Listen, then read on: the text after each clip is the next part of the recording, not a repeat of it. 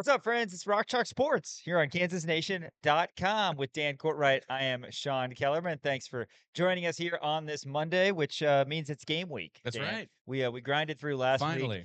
KU football, of course, had their first of three open weeks, and now we're going to focus on West Virginia. 5 o'clock on Saturday. We're going to have some KU football talk a little bit later in the show. I want to first shout out Miles Schneider and everybody over at Crown Automotive for their partnership. Really appreciate that sponsorship with those guys over there, and obviously the great people who have helped make this happen at Kansas Nation. Kansas Nation, as you know, Rock Chalk Sports, a daily show. We also have weekly shows. Haney and the Hawks will be debuting later this week. Brian Haney will have a conversation with a Jayhawk of old, and you're also, of course, going to hear throughout Kansas Nation programming from Brandon McAnderson and Chris Harris Jr., Legends of Kansas podcast. You'll hear from Nate Bukaty on the Jayhawker. You'll hear from Pat Strothman from down in Wichita, plus Greg Gurley and Mick Schaefer, a always entertaining duo. They will have their show as well. So appreciate you sticking with us. Find us on your socials at the Kansas Nation, kansasnation.com. Like I said, for everything you need to know. Keep up with all things KU. Here in the opening segment, Dan, we're talking Chiefs football. They fall to 0-2.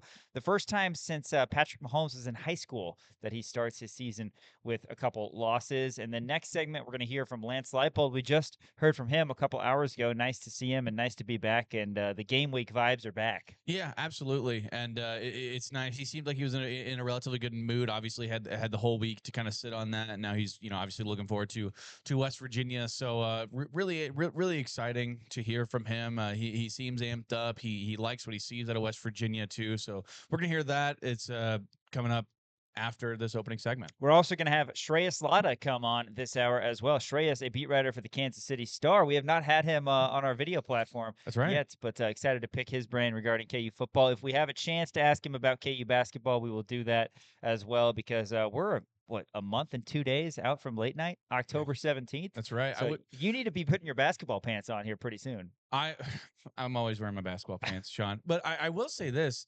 So this bye week was weird because I was talking about this actually with Shreyas kind of during the presser.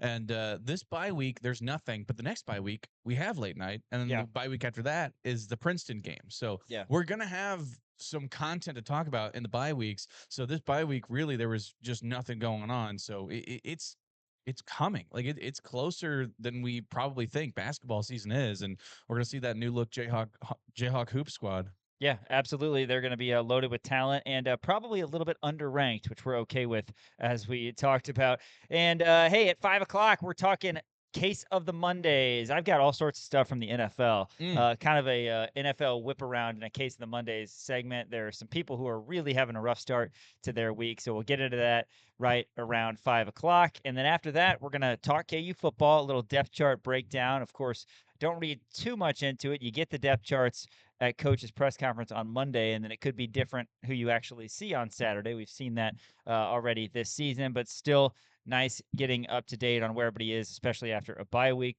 And then at the close of the show today, we are going to take a look back at some of our game picks from Friday regarding the NFL in particular, and then perhaps toss a few out regarding Monday Night Football. There are two games tonight. The first Monday that's Night right. Football doubleheader, so maybe some AFC West teams will lose. The Broncos did lose yesterday, which is good, and it's kind of weird that we even have to focus on that, right? Because Yeah, it in is. the past I'm not. 7 years, the Chiefs have gone to the AFC Championship, and it's all about what seed are they going to get in the playoffs. But now I guess you're looking at, okay, how are we going to win the AFC West for the, what would it be, 11th, 12th year in a row, something along those I believe that lines? it would be the ninth. Ninth? Ninth sounds right. Did we win it, I feel like it's more than that. Alex? Did we win it, Alex Smith's last year? I Yeah, think that's right. I'll So I'll double check that. We got how many do we got, Easton? Since 2016. 2016. Okay, Okay, so so 10, yeah, 10 in a so row. 10. There you go. This would be the 10th, I guess. All right. So Hey, well, I like that. I like that. I don't like starting 0-2, but that's the situation we find ourselves in. Let's get into this off the top. Do you want to start with the whole tush push false start fiasco, or do you want to gradually get to that? we can gradually get to it. I probably have a different take than most Chiefs fans about that. Well, we can gradually get into it. But let's just start off talking about the game. So the Kansas City Chiefs, they start 0-2 for the first time since 2014. They lose to the Philadelphia Eagles 20-17, which to me, I want to start with the positives, right? because looking at this Chiefs squad, look at their just look at their wide receiver room right now. You have two guys who are cut by the Patriots. You have, you know, a sort of a ragtag group of guys, right? Because Xavier Worthy was out with a dislocated shoulder. Rashee Rice is still on his 2 game suspension or 6 game suspension. You have Travis Kelsey, who's 34 years old and aging, still looks relatively good, right? You do not have the weapons necessary to be a good football team, let alone a playoff football team or a Super Bowl contender. And the Chiefs played a 3 point game against the reigning Super Bowl champions. And they did a relatively good job of slowing them down, right? And on the defensive side, I thought they looked pretty stout. Jalen Hurts, he only had 101 yards on the entire day, no touchdowns, no interceptions. Saquon had 88 yards. I mean, keeping Saquon under 100 yards is absolutely huge to be able to do that. Just a couple of things in the game is really what kind of turned it around, right? You had that interception that went off of Travis Kelsey's hands. That would have been 6 points for the Chiefs. All of a sudden, bang, they get that interception. They're all the way into Chiefs territory, right? So that really was the play of the game for the Eagles. And then obviously Harrison Butker missing that 58-yarder early in the game. That was the difference, right? I mean, that was the difference. You had two different 58-yarders. Jake Elliott made one. Harrison Butker missed one. It was a 3 point game. So just little mistakes here and there, I think, is what really lost this game. I really don't think that the Chiefs are worse than the Eagles are right now. I guess it's kind of weird to say that. Now, yeah, what was the offense a little vanilla, and people are obviously, calling out Matt Nagy about some different things. I don't think Matt Nagy is to blame for this game whatsoever. I think it's because of the fact that you don't have the proper weapons, at least the weapons that you anticipated on having, right? You don't have Rashee Rice, you don't have Xavier Worthy. So Hollywood Brown, I think he played an exceptional game. Tyquan Thornton had that long touchdown, and Tyquan Thornton, he was that guy who was kind of the training camp Cinderella story, right? He got cut from by the Patriots. He was really good in college, but kind of was floating around practice squads, and then all of a sudden, hey, it's your opportunity to step up and do something. And he certainly did, right? He had the longest catch probably of Sunday, right? So you love to see guys be able to step up to the task like that. Juju, I thought we could have seen a little bit more out of him. Travis Kelsey, I thought, played better than I anticipated. But all in all, it's just those little mistakes kind of throughout the game is really what cost the Chiefs this game. I don't think you could definitively look at the Philadelphia Eagles and say, oh, yeah, they're better than the Chiefs. I don't think that's necessarily true. Even with the Chiefs rolling out a ragtag group of wide receivers like that, you still looked at that and they go, yeah, but they didn't lose you the game. What lost us the game is mistakes. It was the missed field goal and it was the interception. Yeah, well, let's start with the Kelsey bobble. I guess the ball was a little bit low. And of course, it pops right into the hands of the Eagles defender. The Yeah. Chiefs had multiple batted balls that they weren't right there waiting. So there's a little bit of bad fortune on that front. But that was a 14-play drive that the Chiefs had, and they end up getting no points. I mean, you have to be able to finish those drives. If we're going to talk about positives, and you obviously started your little rant, if you will, with positives, it was great seeing Mahomes fire that deep ball on target to Thornton, right? We Yeah. have Oh, not seen that absolutely. in a long time, but Tyquan Thornton, a guy that both of us have talked about. I know he's not Justin Ross in your heart, but maybe eventually he'll get there to being beloved by Dan as a deep threat speed guy. This is gonna. This is I don't feel good about this. I think he's better than Justin Ross, Oh, and he's better than Justin you Ross. know It's how just much will he be as loved as Justin Ross by No, I you? love Justin Ross. I Yeah. love him to death. Yeah. But he might be better than Yeah. Justin Okay. Ross. Well, so that was a positive seeing Mahomes do that. But oh my God, the bottom line in this one, aside from the things that happened at the end that we're going to talk about regarding, the Eagles cheating, Mahomes had to do it all by himself, particularly in the first half. I mean, you look, the Chiefs couldn't get anything going on the ground again, and your receivers aren't helping. Kelsey did have a nice catch on a ball that was thrown low on what was it, third and short or Yeah, I fourth and believe short, so. where the Chiefs had to have it. So that was a plus. But you just don't have the weapons. Hollywood Brown, again, he had 10 catches in week one, and yeah, he's still your top guy from a wide receiver standpoint. But it's hard to look at the Chiefs without Rashee Rice, without Xavier Worthy right now. As good as the defense is, the Chiefs are not a top 5 team right now in No. the NFL with this roster. I mean, you could just name up, like, look at the NFC, Eagles, Lions, Packers right away. You could say them, right? Yeah, With how good they've looked. We're only 2 games in. I get that. But AFC, okay, well, Bills, Ravens. Okay, well, the Chiefs are that's not 5. above Yeah. any of those teams right now. There's 5 right there. And who knows how it's going to play out. And the Chiefs are going to get these guys back. Hopefully Worthy plays next week, but you're not going to have Rice for the Lions game or the Ravens game. So this is concerning to where, there's a world you go 2-2 in these next 4, then you're looking at a 2-4 record. And I want to ask you, what your panic button is right now for the Chiefs, who have started 0-2. There were some positives. You played well. Again, Hurts only 101 yards passing. The defense did pretty much everything it could to make sure the Chiefs had a chance to win this game. And the offense, despite Mahomes trying to have his classic Mahomes heroics, just did not get enough.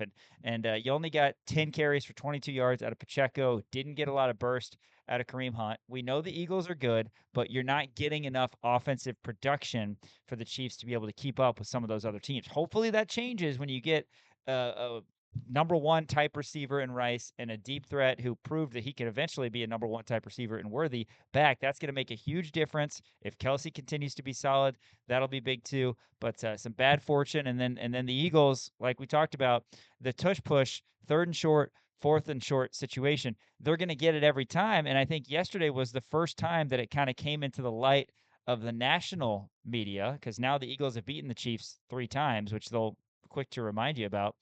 Uh, they're not lining up legally.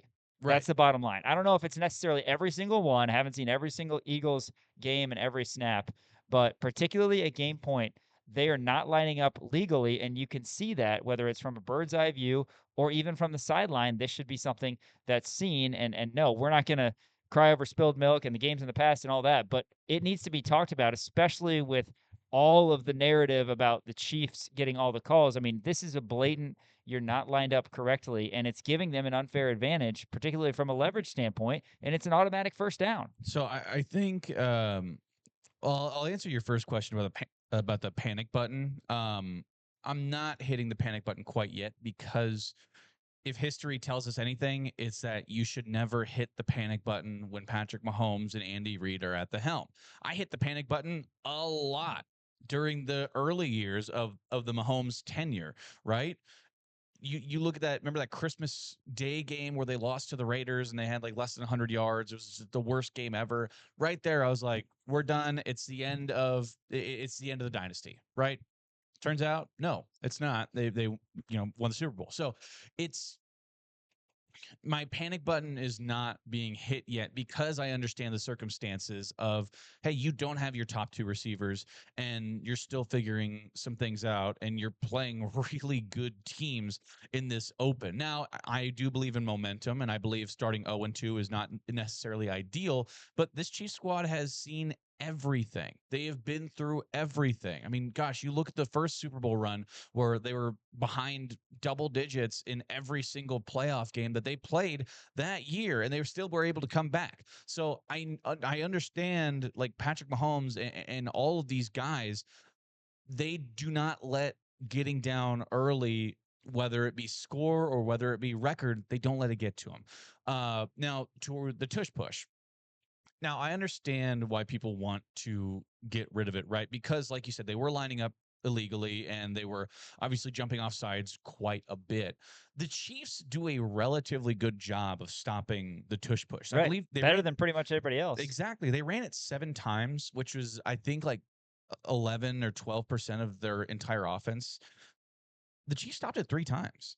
I mean, the Chiefs did a pretty good job of being able to stop it. Now, the issue that I get with because I go back and forth with this, right? And this is sort of the old man yelling at the cloud. But it basically look it's been a play forever. This isn't something new that they invented. I mean, people were doing it back in the 1920s, right? That was back when people were. It was basically a rugby scrum every single play. I think that if it you just need to be able to stop it, right? It's obviously, oh, it's an unfair advantage. Yeah, because Jalen Hurts can squat 600 pounds and they have Saquon Barkley in the backfield and their offensive line is really good. It's the best in the NFL. Yeah, of course it's an unfair advantage. If you're bigger and stronger and know how to do something better, then yeah, you have an advantage. That's how football works. Now, where I do agree about the officiating with it is that it really can't be officiated. You look at that tush push at the very end of the game, the one that sealed the game. The Chiefs, by the way, stopped it on third, and then they weren't able to stop it on fourth. But you saw Drew Tranquil get in there and grab the ball away from Jalen Hurts.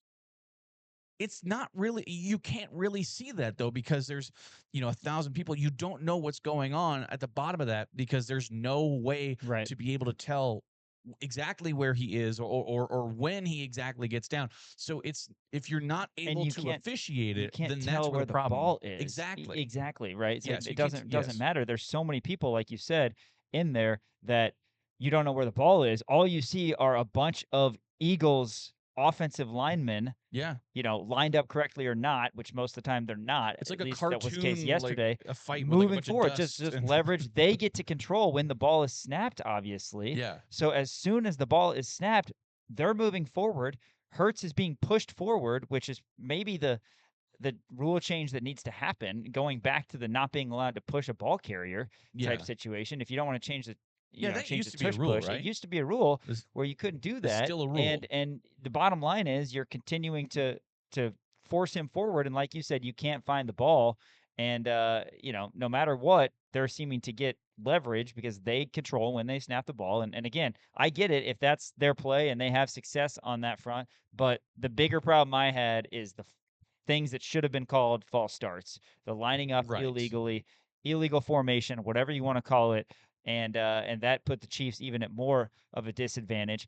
I'm not saying the Chiefs played well enough to win this game, but maybe they did because their defense was that good against a high quality offense. I mean, you look, the Eagles scored 40 on the Chiefs Yeah. back in February, and now they scored 20.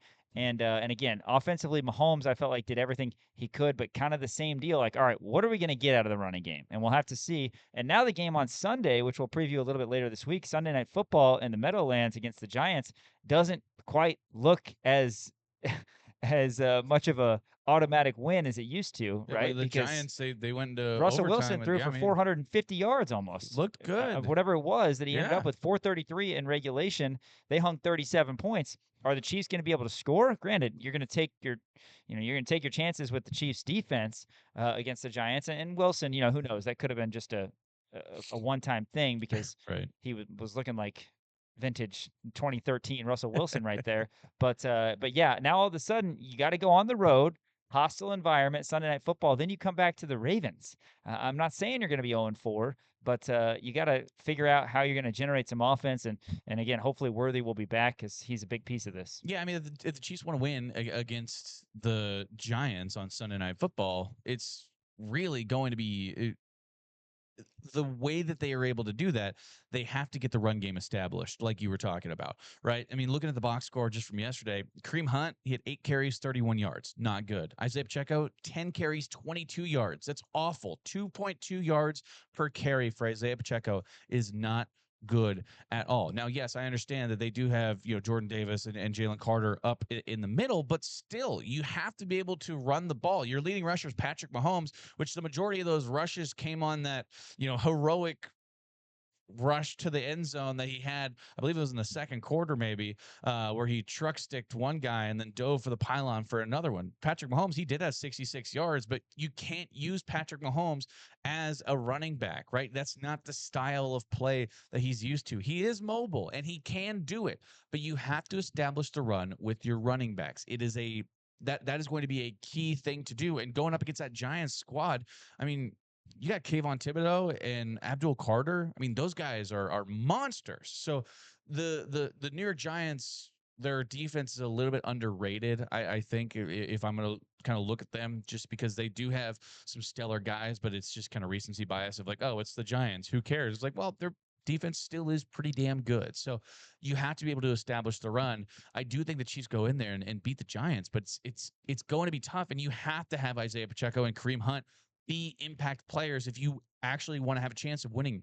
The Giants defensively held the Washington football team to just 21 points in week 1, but the Cowboys got 40 on them in a 40-37 Cowboys victory yesterday. And yeah, we'll see the Giants Obviously, they look like they pack a little bit more punch than they have in recent years. Malik Neighbors is the real deal. Again, Wilson wasn't very good week 1, but 450 yards on the nose week 2 against the Cowboys. Granted, it looks like the Cowboys defense is going to be bad. It's going to be a much much more difficult challenge for Russell Wilson against the Chiefs defense. But yeah, 0-2, not where we thought we would be. We knew it was going to be tough. And again, these next 4 games, you're at the Giants, you got the Ravens at home, you're at the Jags, and then you got the Lions at home. So one of those tricky situations where on paper the worst teams are the teams that you got to go on the road, and the better teams are the ones coming to your house. So Right. we'll see if that's a good thing or a bad thing. But yeah, Chiefs fall 20-17 to the Eagles in a Super Bowl rematch. They are 0-2. After this, we're talking KU football because we're going to hear from head coach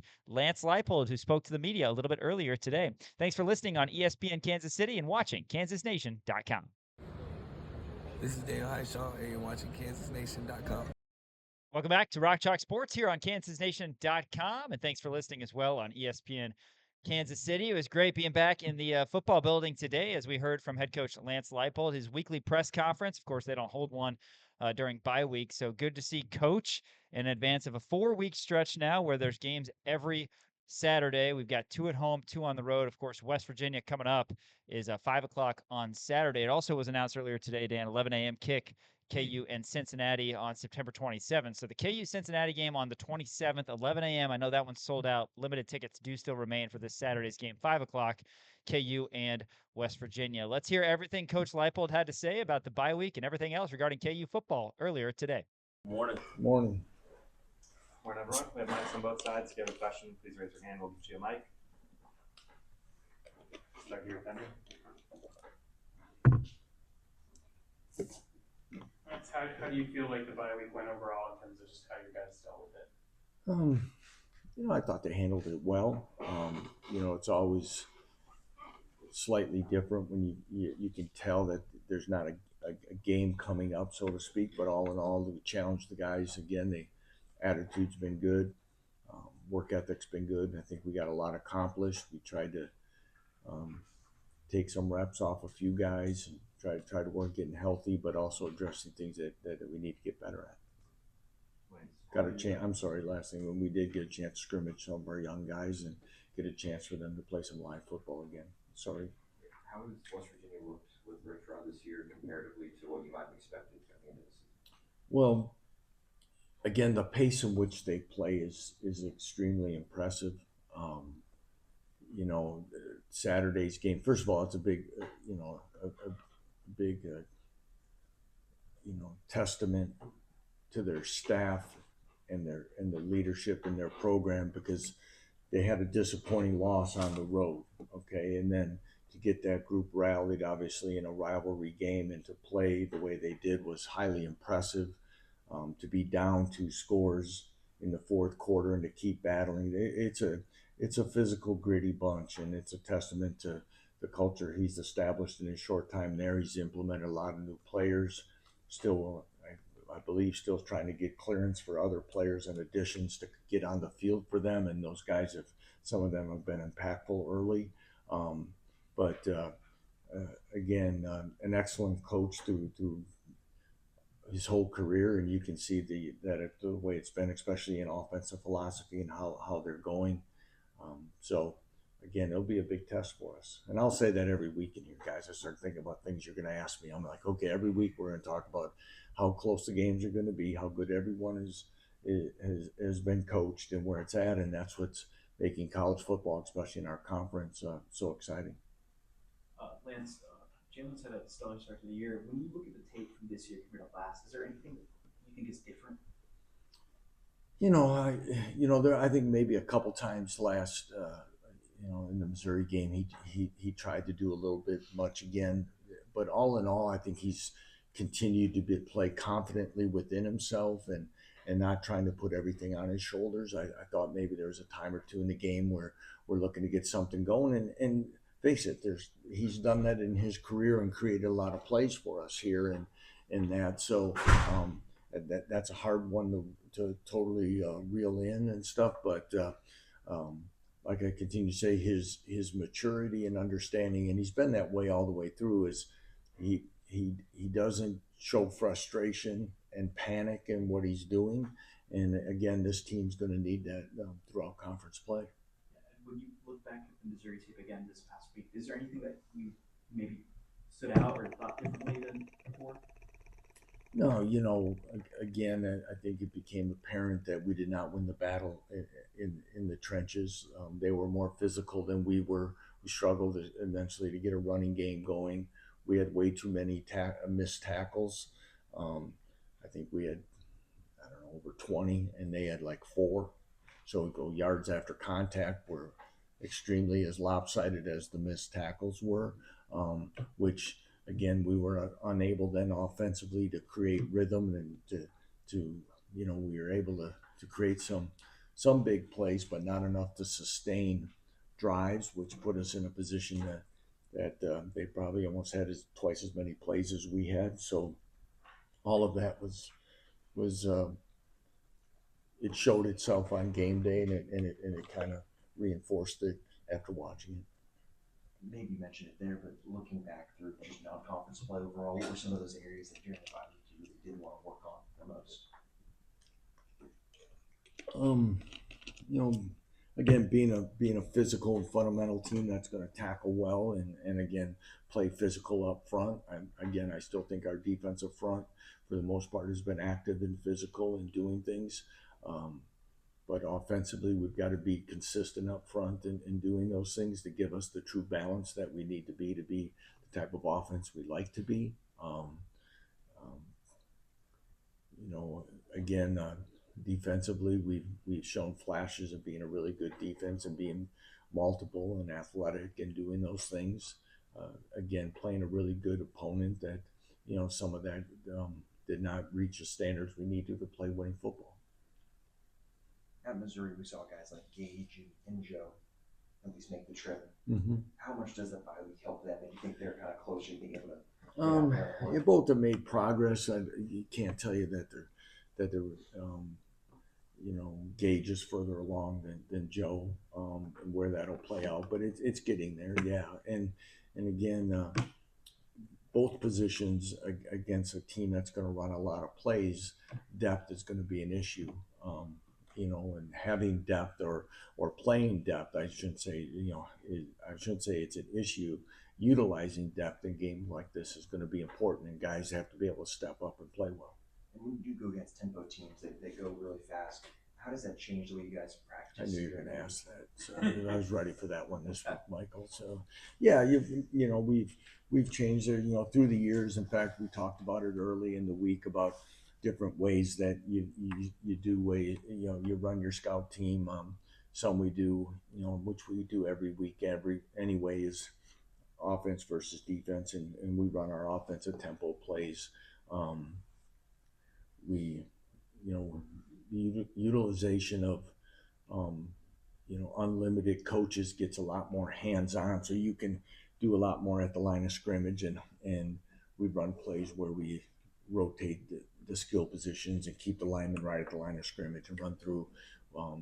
We ran a boatload of plays yesterday in practice. In fact, to the point where we'll probably have to look and say we could slow this down just a little bit to make sure. But reps and getting used to that. Again, on game day, it's always a little different because it does move. But I think we've got a decent plan to address at least some of that pace of play. But I've done it where guys turn their backs to the line of scrimmage. I've seen where the defense runs around the goalpost and then runs back to get lined up. I've seen, we talked about all the ways through ever since some of this has come into play, of different ways you try to get your defense hustling, moving, reacting. It's still going to come back to having a sense of urgency to get lined up, get the call, process, but more importantly, communicate to one another that we're all on the same page. West Virginia's got one primary quarterback, but they've got at least 3 guys who can take snaps there. What goes into preparing for that? Yeah, I think he said he might have played 5 in this game, which or something, was going to maybe do so. Again, the ability to there's film on different guys. You watch what they do, but again, it's still going to be, is there a package of plays for a guy? And West Virginia did that the last couple times we played them, even under Coach Brown, where they had another quarterback and another package of plays. you try to get an idea what they can. You only because we only have so much time to get stuff practiced. So you try to get an idea of identity, what they're going to be with those certain quarterbacks. But I think they played two on. Did they play two on Saturday or three? You know, again, to kind of find out what each one of them do, what type of throws they're most comfortable making. Some of those will start to show tendencies. And then I wanted to ask about Cam Pickett real quick because he played limited snaps in each of the last two games. Where's he at, kind of health wise? Yeah, he's not 100% right now.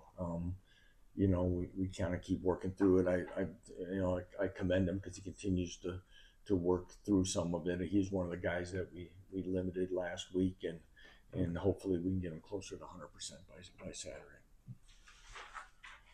That's what was it like being able to get the staff out and recruit? You go out and recruit.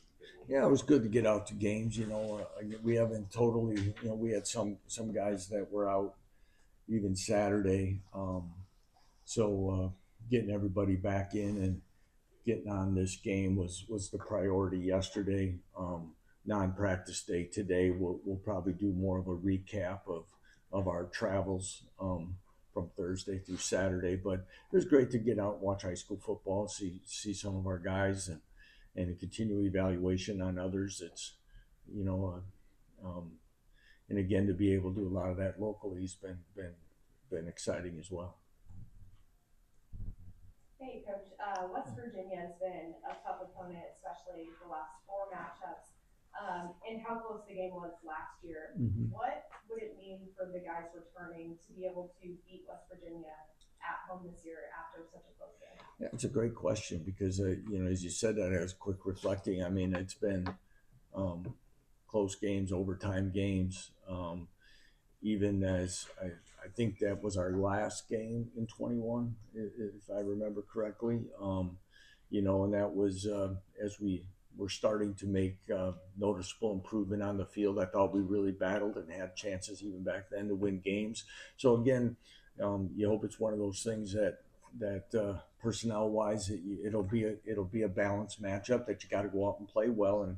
But again, to open up conference at home and have a chance to play against a team like this is exciting, and I think our guys understand that we need to play at our best to have a chance to win and get this conference season kicked off the right way. You talked about the running game. What are some things you do mentally as much as anything when it's just not going and well, keeping those guys in there? And yeah, there's, you know, it's like anything that we're like when a running play doesn't work. If it's just, and I'm not saying it was Kobe Baines, I'm just saying the right guard. If it's the right guard all the time, you either look at things that you can get that guy to do better, or you put his backup in. But a lot of times when a play doesn't work, it might be this guy on this play or this guy on this play, and there's different things that happen.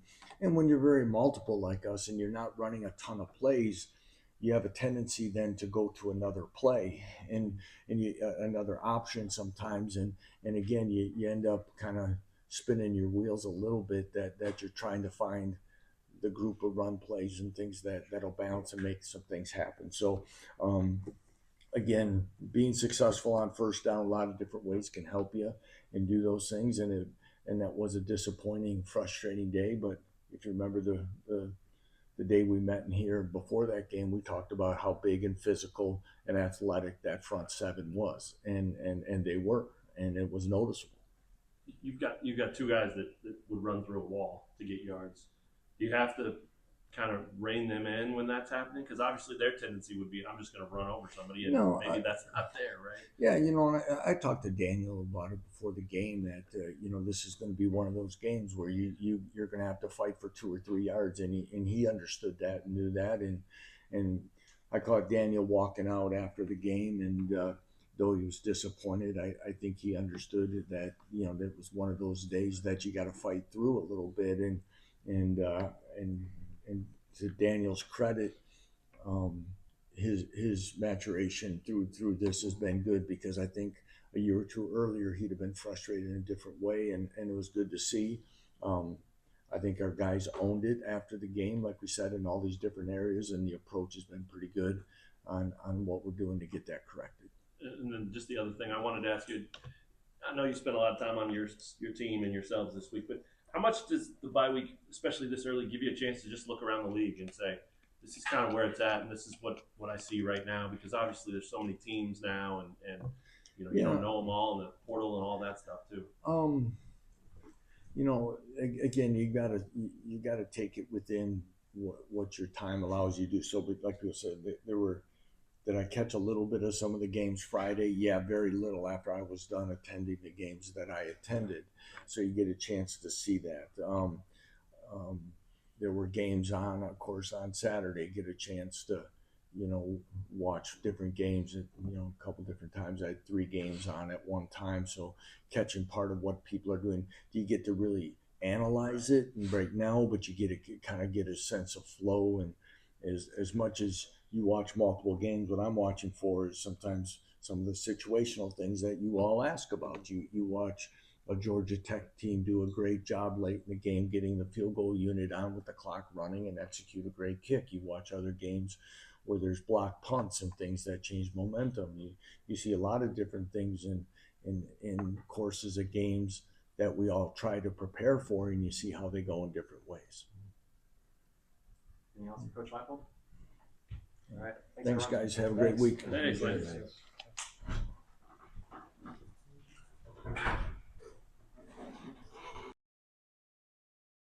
That's KU head football coach Lance Leipold speaking to the media a little bit earlier today. KU and West Virginia going to do battle in the Big 12 opener on Saturday at 5 p.m. Of course, you can hear coverage beginning on the Jayhawk Sports Network from Learfield at 3:30 with the Crimson and Blue Show. West Virginia, haven't talked about them yet, but a nice win in the backyard brawl, Dan. Overtime victory over Pitt. They were home dogs with Mountaineers. Of course, they don't have Jaheim White, but they got it done. Yeah, a little shocking because, like you said, they don't have Jaheim White. They don't have one of their better wide receivers, but they looked a lot better than they did against Ohio 2 weeks ago. So, again, rivalry games can always get a little weird, but at the same time, West Virginia, they looked a little better than I maybe anticipated. The line has already come out for the KU West Virginia game, by the way. KU opened up 12.5. I believe it's been bet down to 11.5. So we'll see where that line comes out right now. That line makes me a little scary because I think people are really high on Kansas and kind of overlooking West Virginia. And what I saw this weekend out of West Virginia against Pitt, they're not too terrible. I mean, they're a pretty dang good team. Yeah, interesting to see what their quarterback situation will be on Saturday. But yeah, Rich Rod getting a big victory after they fell, of course, the week prior in Athens to Ohio. After this, we're going to be joined in studio by Shreyas Laddha, beat writer for KU for the Kansas City Star. Thanks for watching KansasNation.com and listening to ESPN Kansas City. Hey, this is Cole Ballard, and you're watching KansasNation.com. Sean Kellerman and Dan Courtwright back here at the Kansas Nation Studios. When you're walking down Mass Street, make sure you take a peek in. We're really, really happy with this. Shout out to Chad Boger, Gabe Boucher, everybody over at Union Broadcasting who's helped bring this to life in this past month. And we couldn't be more excited to bring you the best coverage of all things KU. KansasNation.com. Find us on your socials as well. Shout out as well to Elijah Schmidt and Easton John running the operations here. We are so happy for the first time on our video platform to be joined by Shreyas Laddha from the Kansas City Star. Shreyas is the KU beat writer for the Star, and we get to tap into his mind regarding all things KU. Shreyas, really appreciate you coming in studio with us today. Heard from Coach Leipold a little bit earlier. Kind of put a bow in your mind on the non-conference season, 2-1. That's probably what the odds said you were going to be after the 3-game non-conference slate. You wanted to be 3-0, of course, but your thoughts on this football team's performance so far? Yeah, I think I'm pretty encouraged by what I saw from Kansas so far this season. Obviously, tough loss against Missouri, but I didn't go in expecting Kansas to win that game in preseason. They did what they should have done against Fresno. They looked better than I think expected there. They did what they should have done against Wagner. Obviously, the loss to Missouri, when you look at it, there were opportunities there for them to win that game. But there was also, they were outclassed in time of possession. They were outclassed in yardage. The fact that it was a one-score game as late as it was a minor miracle. But also, like, the things that I was looking forward to, what makes a successful KU season. Everyone talks about quarterback play, but it really has been a really good, stellar start for Jalen Daniels so far. And, yes, they haven't really found the right balance in the run game yet. I think Daniel Highshot, LaShawn Williams have not quite been Devin Neal, but they looked good against Fresno. They looked good against Wagner, and you hope they bounce back after a tough outing against Missouri. And the defense has been better than I expected, honestly. I didn't know what it was going to come into with no Mello and Kobe Bryant and a lot of guys transferred in, but it was a encouraging start, and I think it makes me feel more confident that Kansas will be at least a bowl team this year. And looking at the wide receiver room, right? Because that's another position group where a lot of new guys, right? We don't have any returners other than Keaton Quebec and Doug Emelian, basically. Yeah. Looking at that, obviously down the stretch in that Mizzou game, you saw a couple of drops here and there. Levi Wentz had a big catch, but also Emmanuel Henderson towards the end of the game had a drop. Just how have you seen that chemistry build between Jalen and those new wide receivers? Because early on we saw a lot of Cam Pickett, right? We saw a lot of a bunch of different guys, and then kind of you could tell there might still be some chemistry to be created continuing throughout this year in that Mizzou game. No, 100%. I mean, I think the wide receivers weren't getting as open and as much separation as they did in the first two games, which makes sense. Missouri is a SEC team; they have got pretty good corners, and I think Jalen relied on Deshaun Haneke a lot because that's kind of the safety blanket. It reminded me of Mason Fairchild from a couple of years ago, where if he's in trouble, he's looking for Haneke on the field. Cam Pickett's another guy who played limited snaps the last couple games, and Jalen has kind of looked at him as a guy that can go out there and get the ball. Luke Grimm was that last year for Kansas, and it feels like Cam Pick is taking that role. And Henderson is kind of the deep shot guy, right? Like when it's go there and get the ball, Henderson's the guy. And it feels like there's at least one or two shots that Jalen takes a game, and Henderson's usually on the receiving end. But I've been pretty impressed with the wide receiver room. I think there's a lot of question marks coming in because there wasn't a lot of continuity. But between Levi Wentz, by Cam Pickett, Haneke, et cetera, they've gone and been a lot better, I think, than what we saw at the start of last year with established receivers that Jalen Daniels had. And that's something Lance Leipold's talked about a lot about is he had the offseason to work with these guys. He took them to California to work with them. He wasn't doing that all last year, and you can kind of see that in their play style. Obviously, they're not 100% to what it was with the Grimm and some of those guys, but it's hard to be because those guys played together for 5 years. Right. But I think the ceiling of this wide receiver room is much higher than last year, and you can see that in spurts. I mean, Manuel Henderson is an SEC level player. We saw it in multiple games, and I think he's going to be a guy that I think is going to torch a lot of good Big 12 opponents. I think Missouri is just a tough ask of anybody. Cam Pickett's a guy that I think Jalen's going to rely on, and Haneke's been a really nice, pleasant surprise, I think, after they struggled with tight end production last year. Shreyas Laddha from the Kansas City Star joins us in studio. Shreyas, you had a question earlier today to Coach Leipold about JD specifically because he really has been superb. You look, he's got a 72% completion percentage through 3 games, 9 touchdowns. His 2 interceptions, obviously I'm a homer. I want to throw them out because, yes, they do count. But one was a great play by Wagner, and yeah, that's an interception. And the other, he's trying to throw away, and somehow Mizzou also makes a phenomenal play. But 9 touchdowns for him. He hasn't gotten a lot of help. You alluded to a little bit with the run game against Mizzou, and then talking about the wide receivers and their drops. But what have you seen specifically from JD that you've liked this season, be it his play style, his confidence, anything on that front? Because we know that he's the most key part to this team having success. I think there's a lot less hero ball. I was talking to his QB coach this offseason for feature, and I wrote that feature, and he said, when I look back on that tape of the first half of last year, he's like, it's a lot of Jalen trying to force the ball into tight windows that he had no reason to force. And when you watch the second half, it was a lot more letting the offense come to him, letting the moments come to him. I think Jalen has done a tremendous job of making good plays, good decisions with the ball, not forcing it, waiting for him to go through his progressions. And he's been tremendous with his legs. I think, that's opened up the passing game for him. I think last year he was a little bit a little more skittish, I think, in the pocket, especially early. I've been really impressed with just the way he started because, everyone thought last year was going to be, he's going to come back. There was so much hype building around him because, he obviously missed so much time the previous year with the back surgery. He was offensive, preseason player of the year in the conference. Obviously had only played 3 games. But this looks as good as he's looked since he was in Heisman contention talks, like all the way back in 2022. And I feel like this is the Jalen Daniels that everyone's been wanting to see for a long time. and it feels like he's finally put it together in his last season of college football. And I think it's come at a perfect time. I mean, he knows what can happen this year with a good year with his draft stock and with a lot of question marks at the QB position, especially in this class. And I've been really impressed because he's not making those one or two boneheaded errors that I feel like we've saw a lot of last year. I mean, there was 12 picks last year. He already has 9 of 14 touchdowns from last year. I've been really, really impressed with his arm, his accuracy, but also just, not forcing things. Shreyas Laddha, Kansas City Star, joins the show here in studio. And Shreyas, last week, obviously, since it was a bye week, Sean and I did something we called our quarterly review, right? It's 3 games in out of a 12-game season. So you look at it kind of in quarters. And I want to know what you think specifically of the offensive coordinator and the defensive coordinator, because both of those guys brand new at their jobs. I really liked what I've seen out of both of them. Now, there are, some things you could potentially question, but I think overall, both of them have really hit home runs as of right now. What have you seen out of Coach Zabrowski as well as Coach McDonald 3 games in?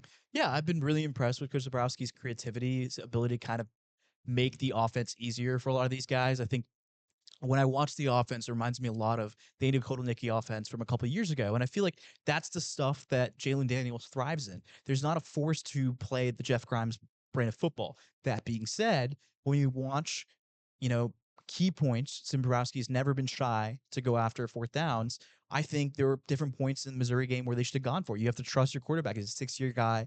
You should go for it. And I think there's been some issues with clock management, I think, that have kind of compounded with last year's team.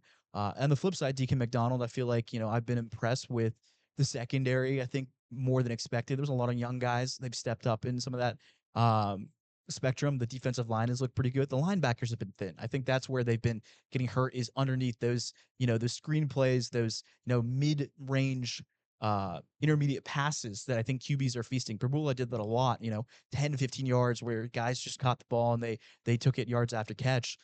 So I think one of the things when I look at Kansas's defense, and I think it's important to remember that the Missouri game is an important game, but in the grand scheme of things, it doesn't mean that much. I think because I don't think there's going to be a team in the conference outside of Texas Tech that'll be as good as Missouri is this year. And Kansas is not playing anybody besides Texas Tech that's as good, right? I think, you're going to have a chance for the defense to be better than last year. I think that was one of the big things the guys have talked about, where it's more instinctual playing versus having to think about what they're doing on the field. And you can see that at points. Guys are just, going out there and playing football. And I think that has been beneficial for the defense as a whole. I've been impressed with the run defense until the Missouri game, of course. But, broken tackling has to be a little better.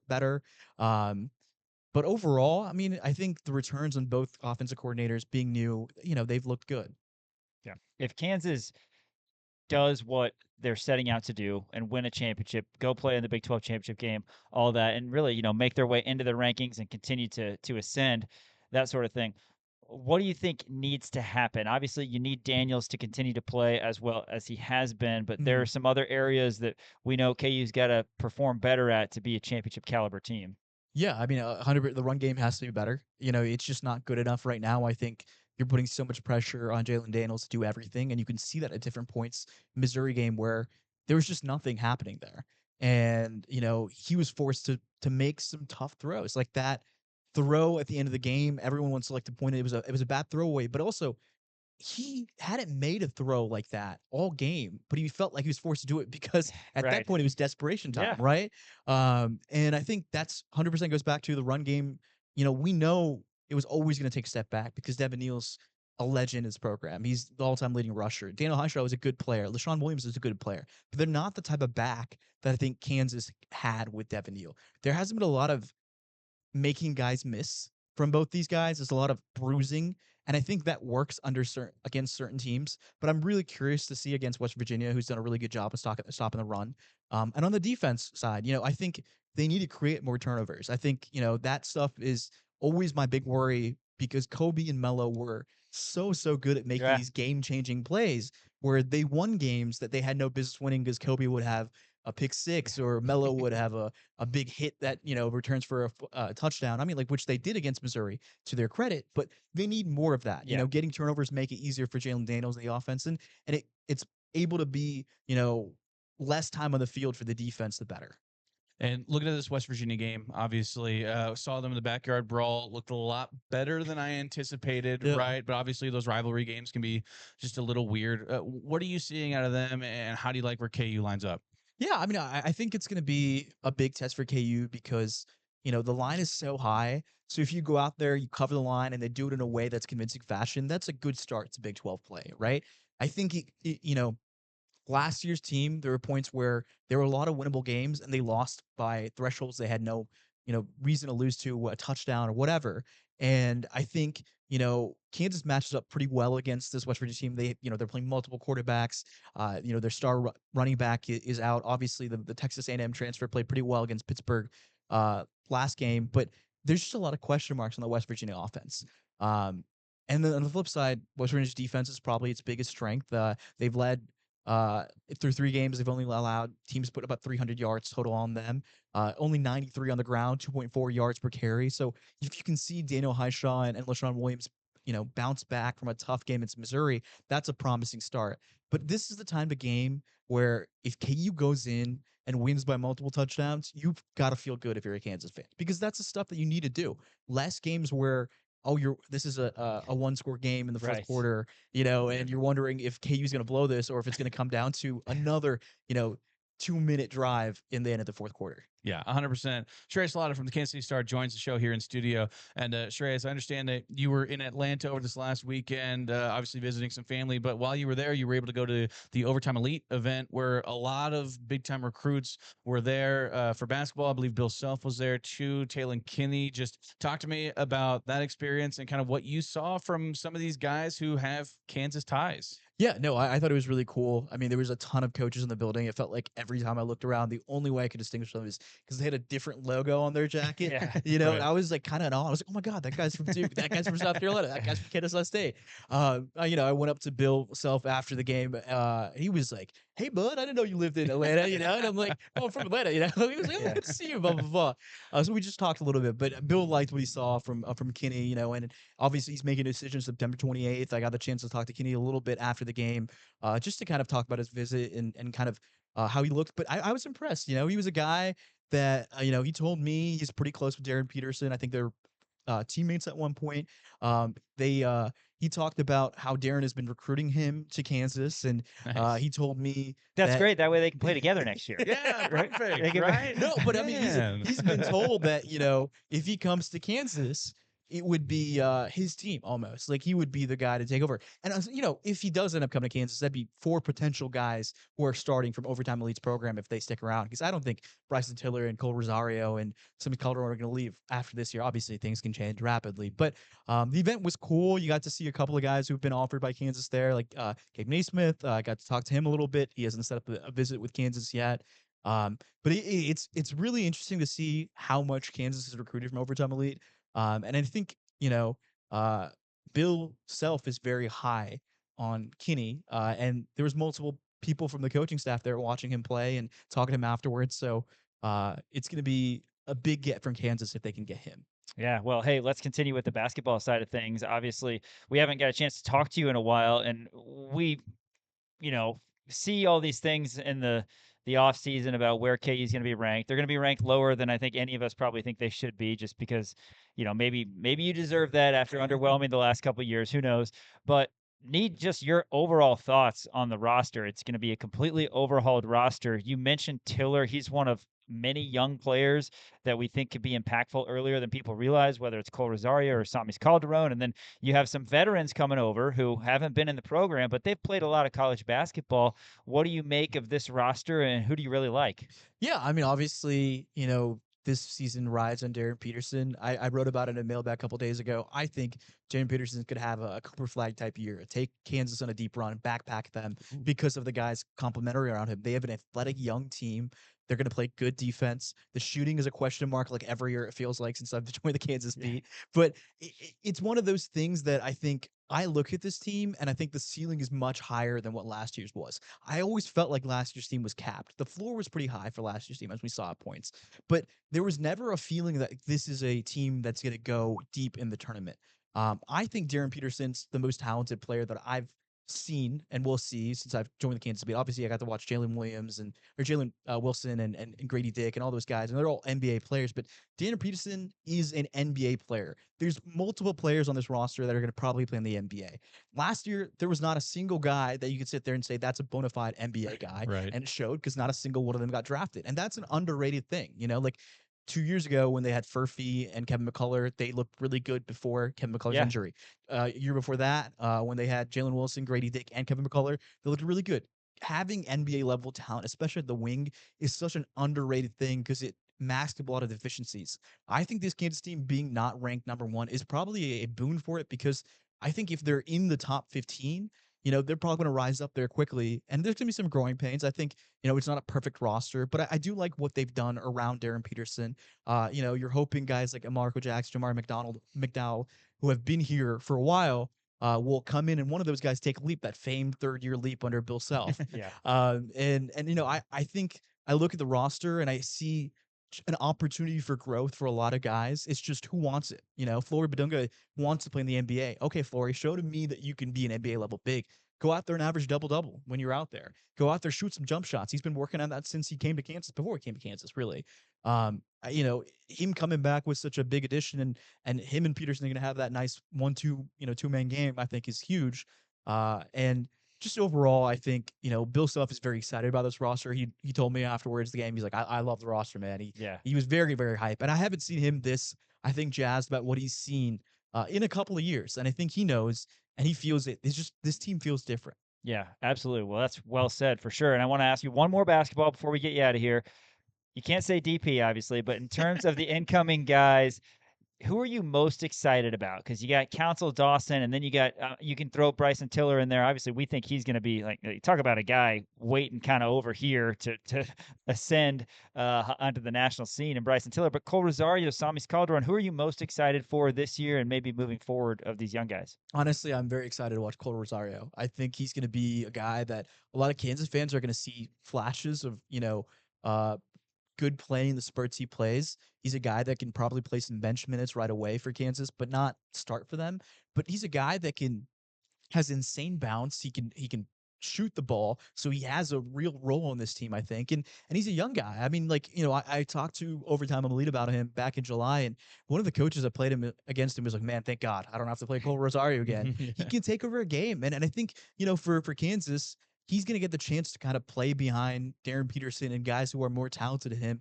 But he gets to be that young guy, 19-year-old guy, 18-year-old guy, and really kind of grow his game. And I think we'll see that growth. Like, I'm not going to sit there and say he's going to be Johnny Furphy for Kansas, but I think he could be a completely different player by March than what he was at the beginning of the year. And I think that's what I'm excited to see because he feels a real need for Kansas that I think, he's going to have to play some minutes. Yeah, well, we had a chance to talk to him briefly after he got here in Lawrence, I don't know, a week or two. KU fans are going to love this kid. Yes. I mean, he just exudes confidence. He had the quote that we've referenced on the show before of, if you're the best player in the gym, then find a new gym. That's kind of his mantra growing up. I mean, well-spoken kid too. He's going to be a real guy. KU fans are going to love him.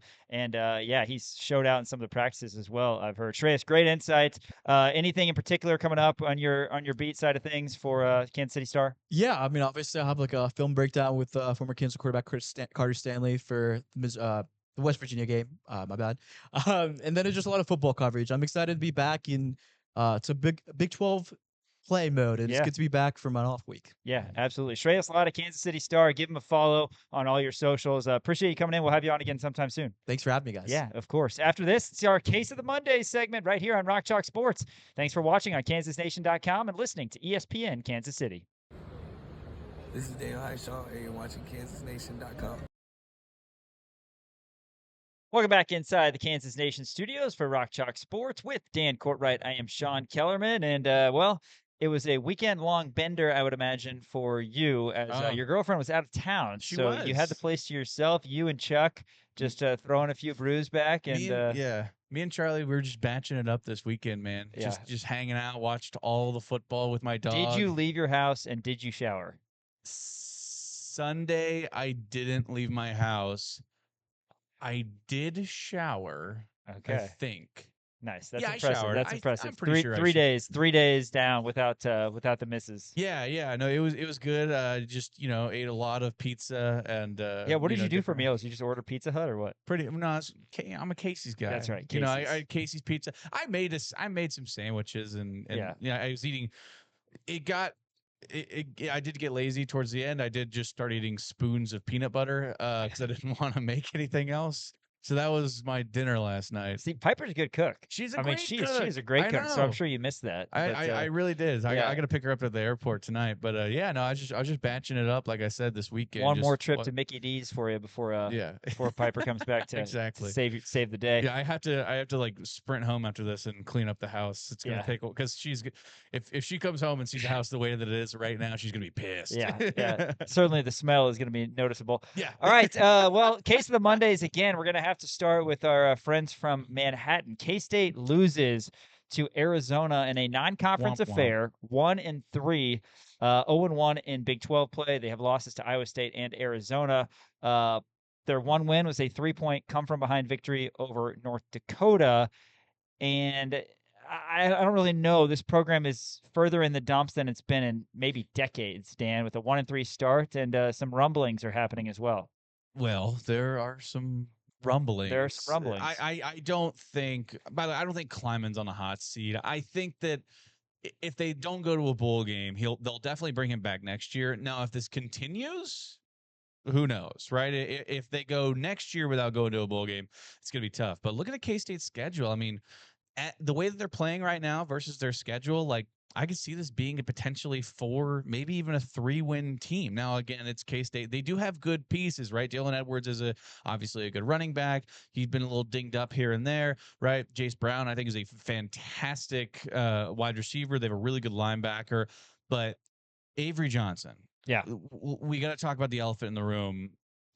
He has been absolutely dreadful, and the decision to move on from Will Howard to Avery Johnson. I love how you're still fixated on that. It's increasingly becoming a worse, just an absolutely horrible decision. Now I understand they thought Avery was ready, right? If they would have kept Will Howard there and kept Avery behind him, Avery could have potentially, gotten some more, just practice reps or been able to learn from a guy like Will Howard, who I think is a fine quarterback. I did think that he was the 22nd best starter on that Ohio State offense or team, actually, when they won the national championship. But I still think that he was a better quarterback than Avery Johnson. So I am hyper fixated on that. It's how does a guy go from, and granted, we've seen it kind of before. We've seen fall offs like this before happen. I mean, the primary example isn't a quarterback, but it's Bryce Love, right, from Stanford, who was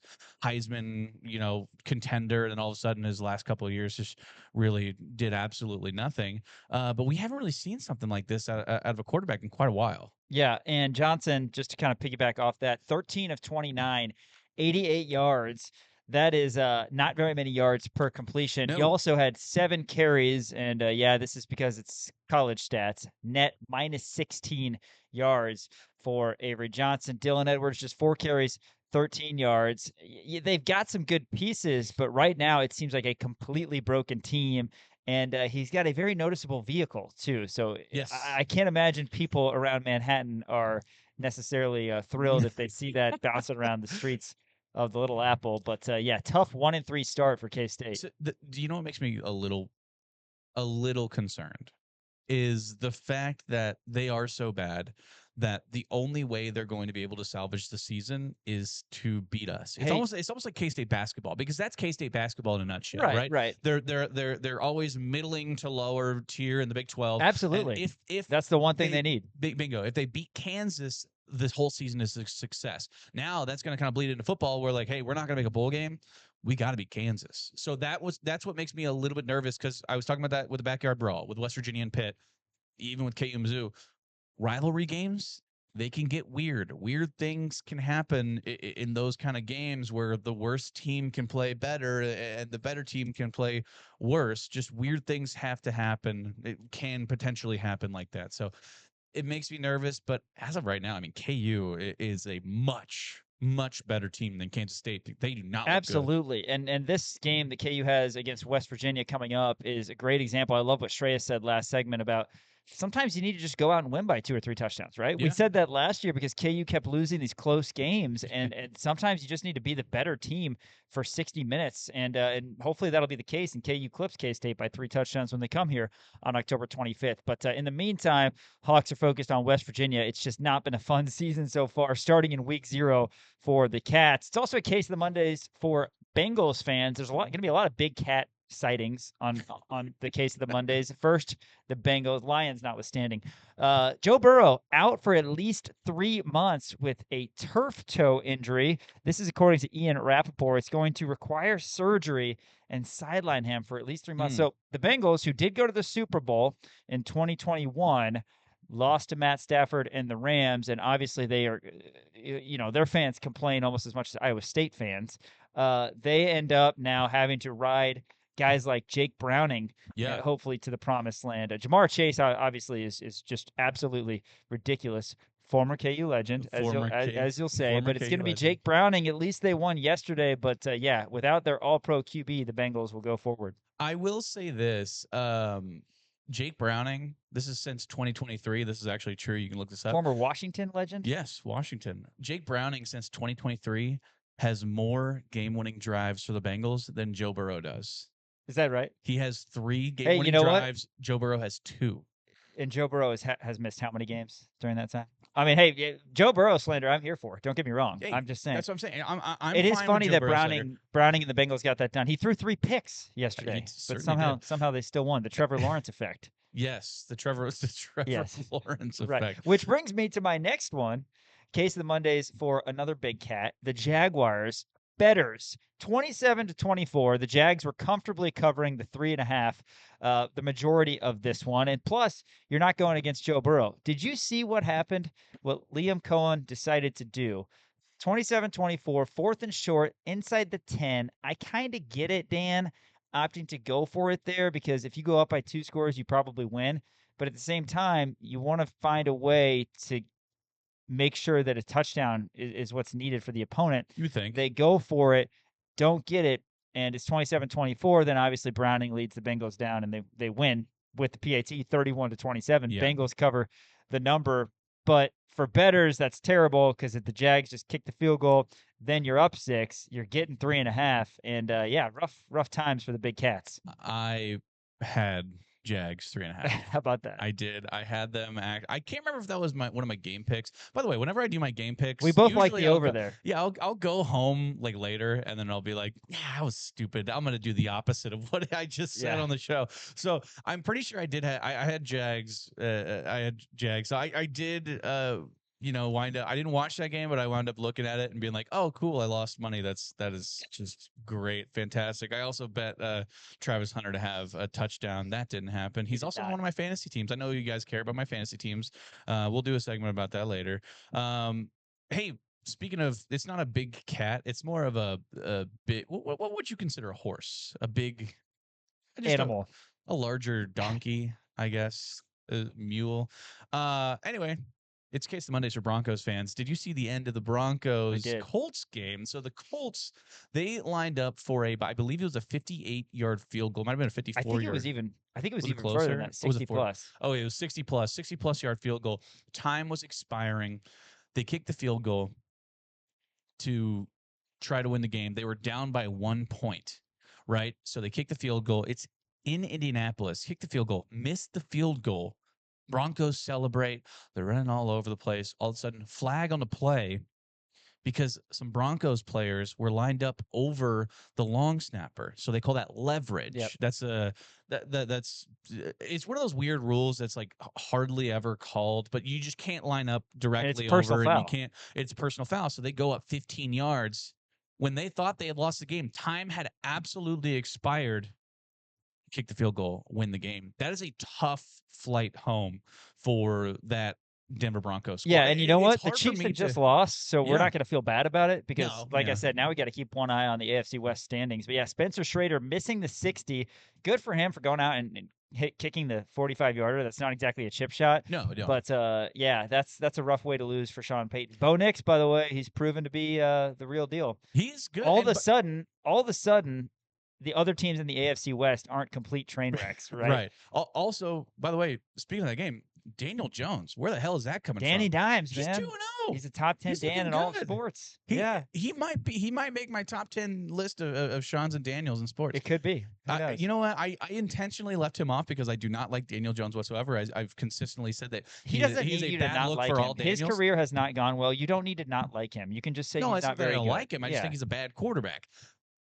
But he might be proving me wrong. Now, granted, over 2 weeks last year, who was the best team in all of college football? The New Orleans Saints. So they had the best first 2 week stretch out of anybody in the NFL, and then they wound up being bad. Yeah, and I think Derek Carr even more trustworthy than Daniel Jones. 100%, 100%. But we'll see. We'll see how that whole thing goes down. Tell us why it's a case of Mondays for Bears fans. Well, it's case of Mondays more so for Ben Johnson, former Lion legend. Do you know why they hold him? So much disdain toward Ben Johnson. Why is that? He was the offensive coordinator for the Lions, obviously. Shout out to the Big Cats. And the Lions had a unbelievably potent offense last year, as we know. He gets hired by the Bears. Amon-Ra was saying something on his podcast about how they don't like him. Every Lions fan, I've got a couple friends who live up in Michigan who are Lions fans. They all hate Ben Johnson. I don't understand. Did they hate him prior to him leaving? No, they loved him because he went in over the offseason. He took a head coaching job with the Bears. I don't know why the hatred is what it is because, again, he was a part of your coaching staff. It's natural for a coach to move up in the ranks as he did. I think they might be salty. I feel like at his opening press conference, he said something along the lines of "This is where I always wanted to be" or something. But that's what you say. I mean, I don't know. He's what, 40 years old? You have to say that. You have to say that whether he wanted to be the head coach of the Bears or not. Also, he's getting promoted to a head coach. But anyway, it doesn't matter. I don't know. Maybe I can get the NFC North.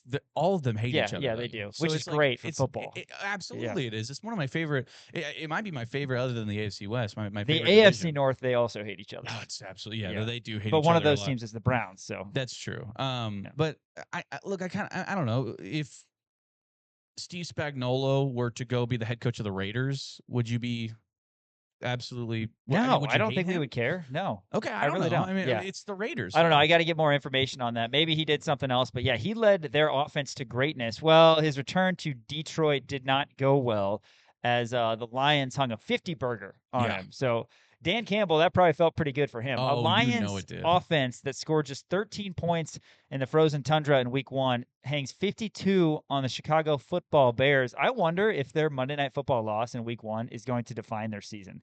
Because that's one of those things that could just flip your season around. If they would have ended up closing out that win, they'd be 1-0 with a nice victory against the Vikings. Well, all of a sudden they're 0-2, got absolutely blitzed. Ben Johnson is in the dumps right now, I'd imagine. But man, that was not a pretty sight for him. Also, I saw regarding the Bears some screenshots of Caleb Williams smiling on the sideline when they're down by 17. People don't like seeing that either. Oh, come on. He's on the side. Let him have a little fun. You know what I mean? Okay, so knowing what you know now, which isn't very much, Justin Fields or Caleb Williams, would you have done the same thing 2 off seasons ago? Because 2 off seasons ago, you and I were talking about this, and I'm a big Justin Fields guy, and I don't want to relive his stats yesterday because Justin Fields was terrible yesterday, and the Jets got killed. That's exactly what I was about to say. But he was very good in week 1, kind of injury prone, it seems like. Sure. But seems a lot more dependable and less of a, how do I put this, question mark than Caleb Williams in general. No, Caleb Williams, I still do have faith in him. I think that Caleb Williams is still kind of adjusting, right? And you still need to get those reps. You can't expect everybody to come in and be like Patrick Mahomes, where you throw 50 touchdowns in your first season starting. You kind of have to gradually get there. I mean, you look at what Peyton Manning did his rookie year. He still has the record for most interceptions by a rookie in NFL history. And then obviously Peyton Manning went on to be freaking Peyton Manning. So I still have faith in Caleb Williams. I think the ship has kind of sailed on Justin Fields. I think he's good enough to be a starting quarterback in the NFL. I don't think he's better than Caleb Williams as of right now. So you still think the Bears made the right decision by going with Williams? Yes, I think you had to. But right, I mean, But why did you have to? Because of if you had fans, or just passed up on Williams? if you had the number 1 pick in the NFL draft that year, who else were you going to take? You could trade it. Because you Sure, have I Justin guess. Fields. You just took Justin Fields with what, the number 2 overall pick 2 years ago? I think whoever was in a Matt Eberflus led There is team, that factor. I agree. because I agree. Mitch Trubisky, which granted Mitch Trubisky and Caleb Williams right now they have very similar stats. I believe Mitch Trubisky is actually That's better crazy. throughout That's their crazy. first couple of games. But like Mitch Trubisky, like I actually thought he was a decent quarterback. He led him, to the playoffs, right? They lost on Nickelodeon. This is usually where you said that, Sean. You said you wanted the Chiefs to take Mitch Trubisky at 4 and not take Mahomes at 10. No, you said you wanted him. No, but he went. Did he go 2? I think he went 2. 4. Oh, He Trubisky went 4 because yeah. Watson went. Watson go 2? No, Watson went after Mahomes. That's right. Watson went 12. Somebody else got taken. Yeah, was that I feel like there was another quarterback. That was anyway. Mahomes went 10 and Trubisky year, went right? 4. Yeah. So yeah. Yeah, I don't know. Look here. Here's the thing. If you're in that, it doesn't matter. Matt Eberflus is not an offensively minded head coach, and their offensive coordinator was terrible whenever they did have Justin Fields. So he was kind of set up for failure. And when you are set up for failure that early in your NFL career, it could really be a dampener on things. So I don't know. I feel relatively bad for him, but I think Caleb Williams is in a good position right now. I will give him until the end of the season. And if he doesn't have, I'll say, I don't even know how many yards I should even allow 3,000 yards, and I'll be concerned. I was wrong. You were right. 2nd overall pick, Mitch Trubisky went to the Bears, and there were no other quarterbacks until Mahomes went at 10. Myles Garrett, the number 1 overall pick back in 2017. One other quick gambling case of the Mondays for Cardinals bettors. 27-3, they led the Panthers. Cardinals were -6 to -7, depending on where you got them. They end up winning 27-22. So a little backdoor for the Panthers. Shout out to the Big Cats. You know what they say? As they got it done. Good teams win. And great teams cover. Great and teams the Panthers cover. are that a great team. team. The Panthers are a great team. You can quote me on that. Couple more NFL cases of the Mondays that I'll toss out before Dan has a few other non-NFL ones. Case of the Mondays for James Hudson. He's a defender for the Giants. He got penalized on the same drive 4 different times. The first time this century that has happened. 4 different times on the same drive. That's the same insane. guy. He got benched and then he was throwing a fit about it on the sideline. It's like, man, what do you want? What do you expect? You got you got a penalty on your. You're 4 setting different records times. of futility here from an individual basis. Yeah, it's not good to be an NFL record holder with something like that. No. And I got to read this Mike McDaniel quote because obviously we talked last Monday, and hopefully this is something we continue to do, just because he's kind of a goon. But 33-8. He was not in my top 10 Daniels and Sean's. That's true. Sports. That's true, and that was not an accident.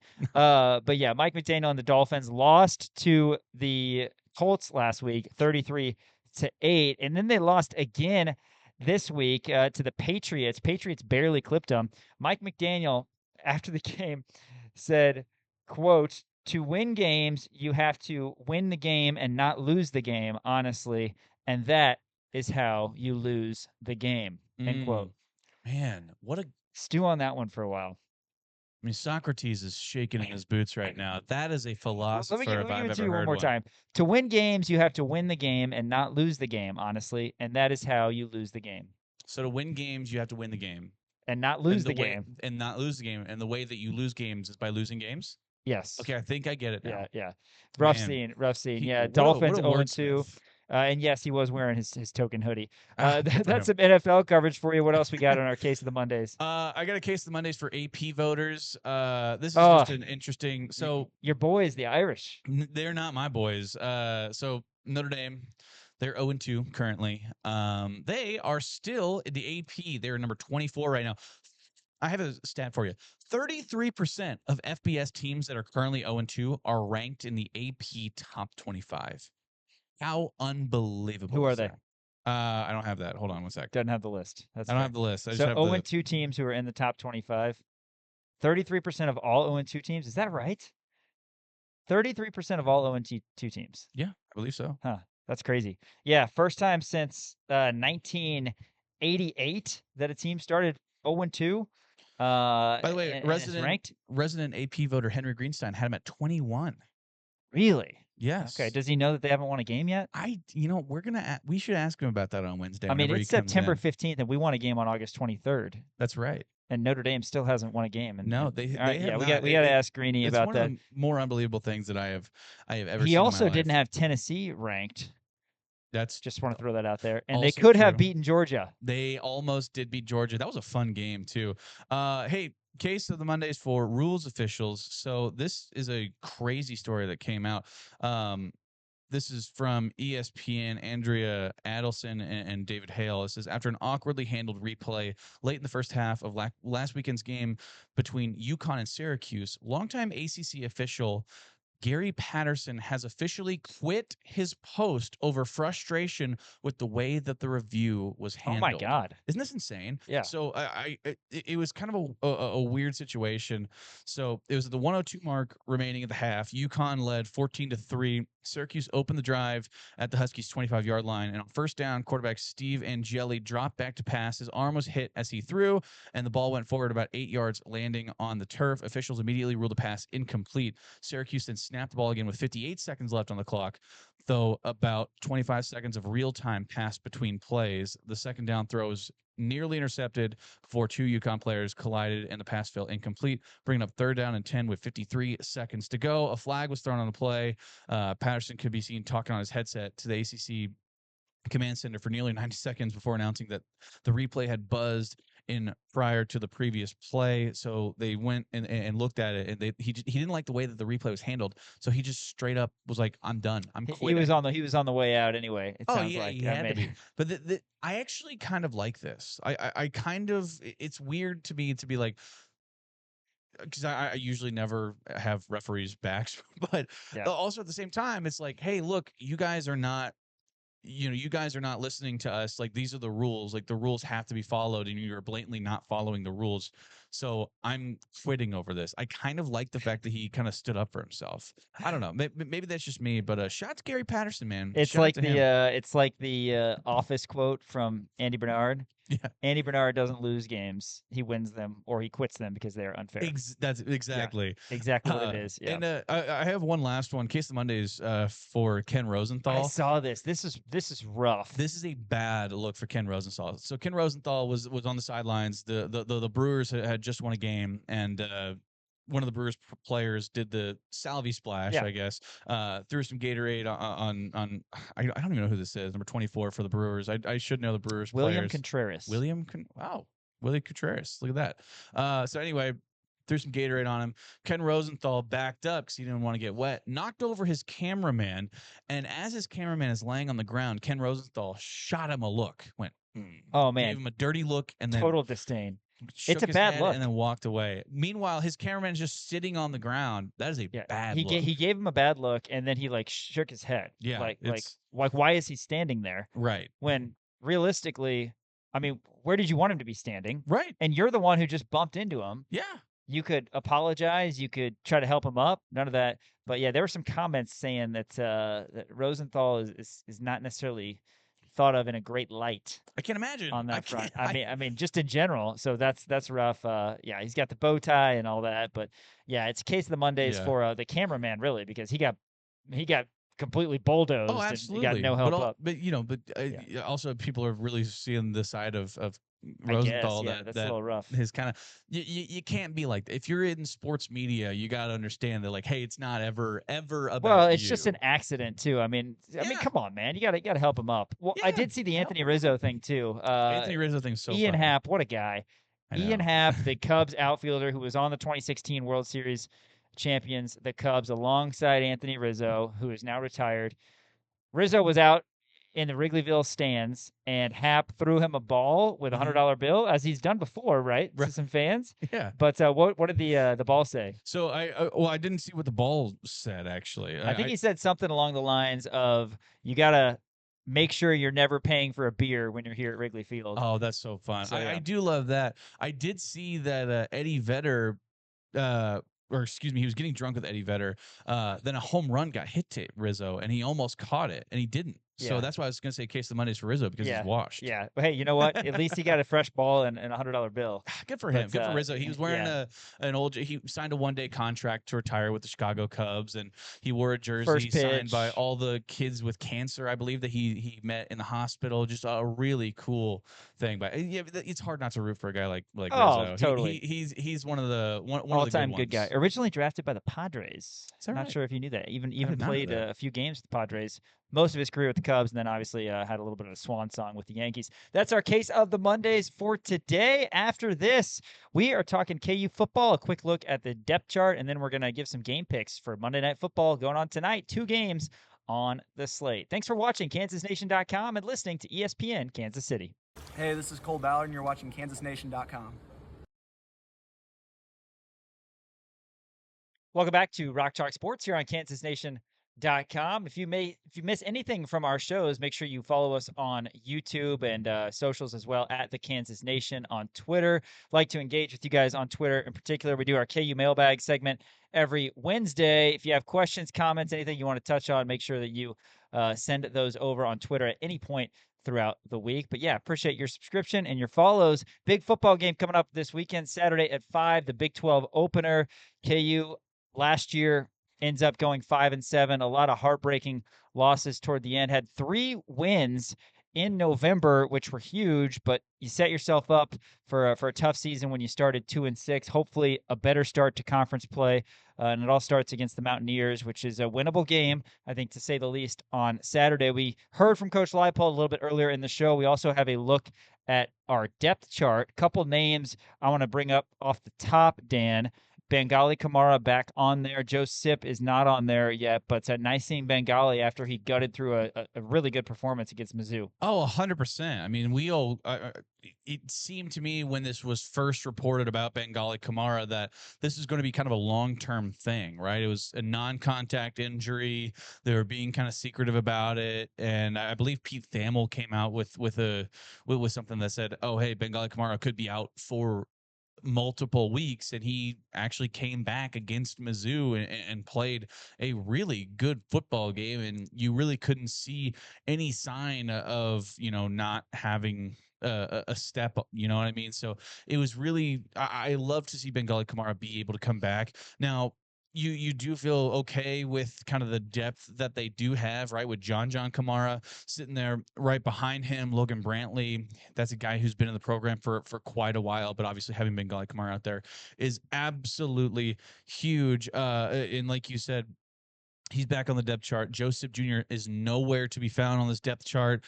We talked to Lance earlier today, and we actually heard that in the 4 o'clock hour, talking about Gage Keys and Joe Sip, and both of them were able to make the trip out to Mizzou, but neither one of them was able to dress. Gage Keys also not listed on the depth chart, which is of note, I would say. Yeah, Lance said that of the 2 of them, Gage probably a little bit further along, but not sure. He also mentioned, as we heard earlier, Cam Pickett. Pickett played limited snaps each of the last 2 games, and Coach says that they're hopeful he can be closer to 100% on Saturday, but a guy that KU certainly needs. Pickett is on there on the depth chart, along with Levi Wentz in terms of starting wide receivers, and Emmanuel Henderson. Of course, Doug Emillion, Keaton Quebeca, and Bryce Cahoon are the 2 deep at the wide receiver position. The punter spot, Finn Lappin or Graydon Addison is how it's listed. And then the tight ends, the law firm of Grun and Brun, are part of the 4-man tight end room that are all separated by oars still. That's been the case all season, along with Deshaun Hanukkah, who had a career day last Saturday in Columbia, and Leighton Cure. And then on the defensive end, flipping back over there, Dan, defensive end, yes, literally. Right, yeah. You have Dean Miller and Leroy Harris with an oar separating them. On the other side, the 1 is Justice Finkley, and the 2 is Alex Bray. But Leroy Harris has been as impressive as anybody. He's got 3.5 sacks through 3 games, and his ability to do things that somebody at his position, of his size, probably shouldn't be able to do is what's really impressive. Like he did quarterback spy a couple times against Right. Bo Pribula and is able to close in on ball carriers quickly too. So really impressed with what I've seen from Leroy. There was a lot of hype in fall camp, and understandably so after seeing him play. Oh yeah, absolutely. I think Leroy Harris. I mean, when you talk about an athlete, right? I mean, everybody talks about John Kamara being the best athlete on the defense. Leroy Harris, I think, is right up there because, like what you said, being able to spy, and I think I might have even saw him drop into the flats and have some coverage options as well. So it's interesting to see a guy like that come in and essentially,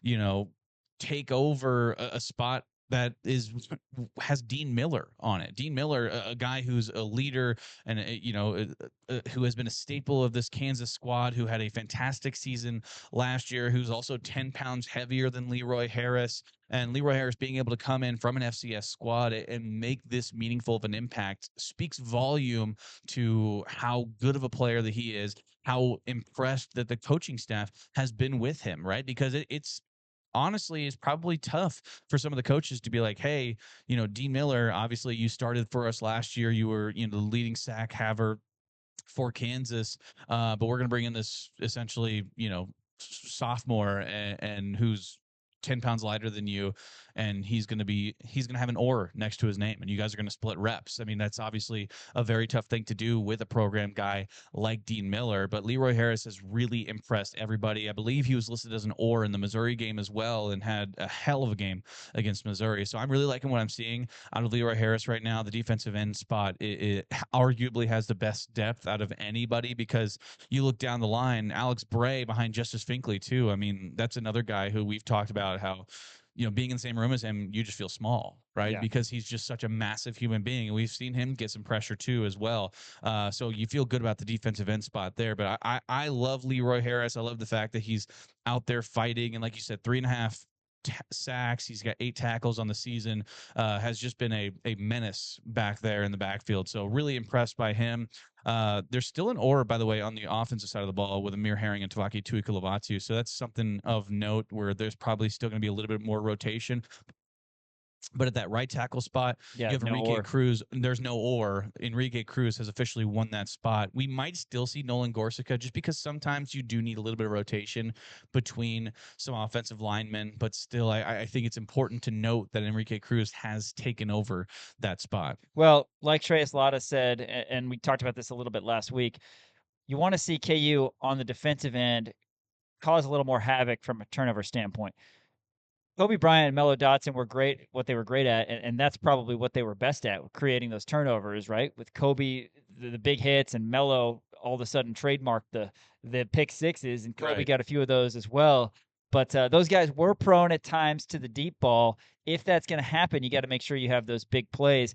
KU didn't force a turnover against Wagner. Granted, they dominated them, and it was a blowout victory. And then they did have the scoop and score. Mason Ellis, who's listed as a starter at the Hawk position on the depth chart, he created that turnover, and Austin Alexander still holding that starting corner spot. We should note that as well. Opposite Jalen Todd was the one who scooped it up and scored. So that was a big play against the Tigers, but certainly need to see more takeaways from this team, because something like that can just jolt your offense as well. So we'll see how that goes. KU West Virginia to open Big 12 play. It's going to be Saturday at 5 at the booth. After this, some NFL game picks. Thanks for watching on KansasNation.com and listening to ESPN Kansas City.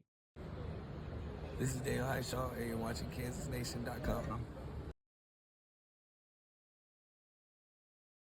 Welcome back to Rock Chalk Sports here on KansasNation.com. All right, well, we want to get some NFL Monday Night Football game picks. 2 games tonight, which is always exciting. 1 at 6 and 1 at 9. But first, I want to touch on a few things that we didn't from our game picks predictions on Friday. Of course, we touched on a few during our Case the Monday segment, but I sat here Friday and said, I'm going to regret this, but the Giants plus 4.5 at Cowboys feels like a trap. I'm like, Cowboys minus 4.5. Yeah, they're going to win. And sure enough, it was a trap.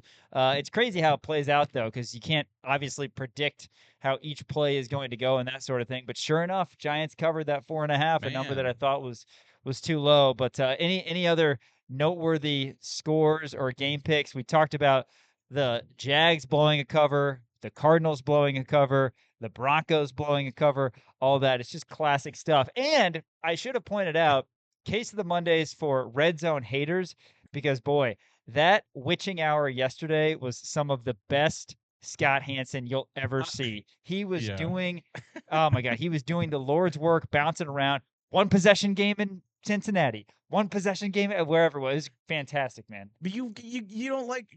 You got to watch the No.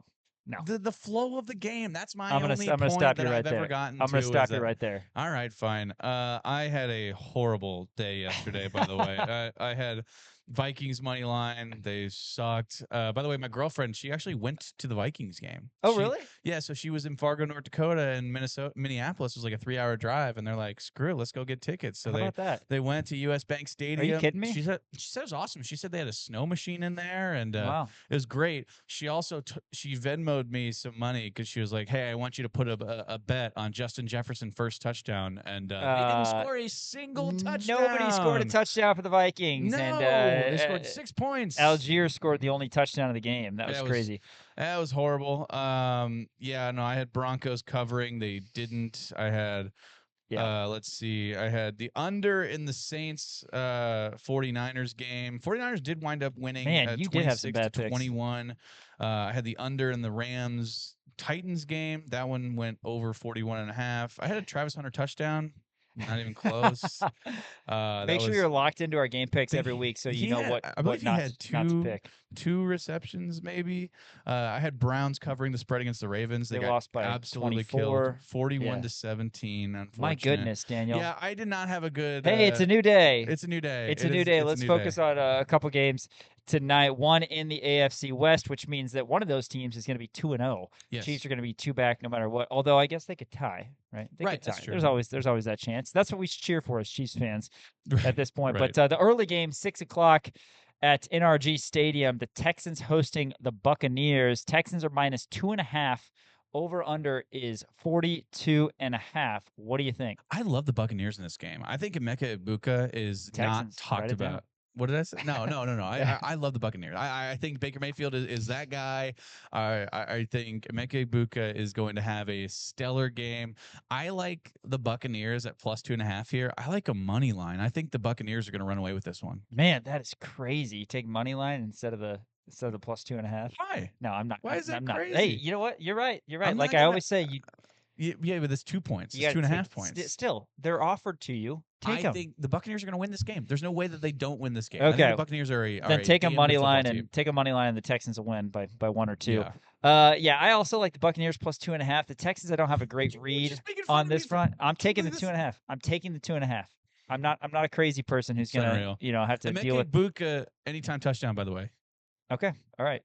You did so hot yesterday that this is you're turning it around. this is where I'm turning it around. I need to make all my money back that I lost Yes, yesterday. the gambler mentality on a double dose of Monday Night Football. That's what Monday Night You Football's are for. you are very high on CJ Stroud, so this is a little bit surprising, but it's okay. Yeah. You still think he's going to be top 3 in the MVP, probably? No. That's not what I said. I said Jaden Jaden Daniels is I going to know. be I in the know. top You said 3 that in the about MVP Stroud votes. last year. I think I did. And it was Actually, total thought. I'm All pretty right, sure I that did. takes us to Sin City.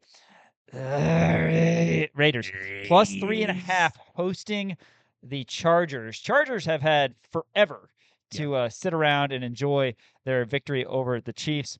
Chargers minus 3.5 on the road. We'll see how many fans show out. I mean, I think it's going to be a lot of Raiders fans. Yeah. No matter where they play this game, because Chargers fans, They don't exist. Who are they? Yeah. Over under is 46.5. Do you like the home dogs? So I like the over in this game. I like the Chargers to win. I like the Chargers minus 3.5 here. I these are my 2 picks that I already have in.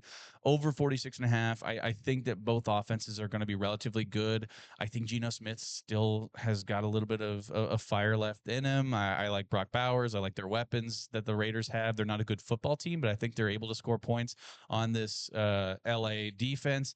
And then, like I said, but I do like the Raiders. Or excuse me, I do like the Chargers to win by more than 3.5 points. I think the Chargers are going to run away with this one. Justin Herbert has proved me wrong because of the fact, because of the way that he played against the Chiefs. It was a very impressive showing by Justin Herbert against the Chiefs in Week 1 in Brazil. I think they're going to be riding off that momentum. I really like them so far. I think Amarion Hampton's going to have a stellar game too. This is an official game pick. Give me Amarion Hampton first touchdown. First touchdown, that's always a questionable one, but no, I nice know. payout if it hits. So It's you like- gave the Emeka Ibuka anytime touchdown for the first game. I got a couple props for this game. Ooh. Raiders hosting the Chargers. I like Ladd McConkey over 75.5 yards. You saw a lot of Quentin Johnston against the Chiefs, your boy. And they weren't able to establish McConkey as much, but McConkey over 75.5. The Raiders generally do not have a good defense. That is the case again this year. And I also like the value on Brock Bowers anytime touchdown, plus 175. Like that. It's hard to argue as well with Ashton Genty, minus 105 for anytime touchdown. Kind of tough, though. Genty, a little bit of tough sledding, as maybe expected that first time around. Averaged about 2 yards per carry, not quite the 7 or 8 he averaged at Boise State. But he's not playing against Mountain West teams anymore. It's a little bit of a difference. But yeah, Brock Bowers, one of the most talented tight ends out there, plus 175. I think there's good value on that front. Hey, that's going to do it for Rock Chalk Sports today here on KansasNation.com and ESPN Kansas City. Want to shout out Elijah Schmidt and Easton John running the operations. Of course, tomorrow, a Top 10 Tuesday, we'll break down Monday Night Football and have a lot more KU football and basketball coverage as always. For Dan Courtwright, I'm Sean Kellerman signing off saying we'll chat with you then. Rock Chalk Sports, KansasNation.com.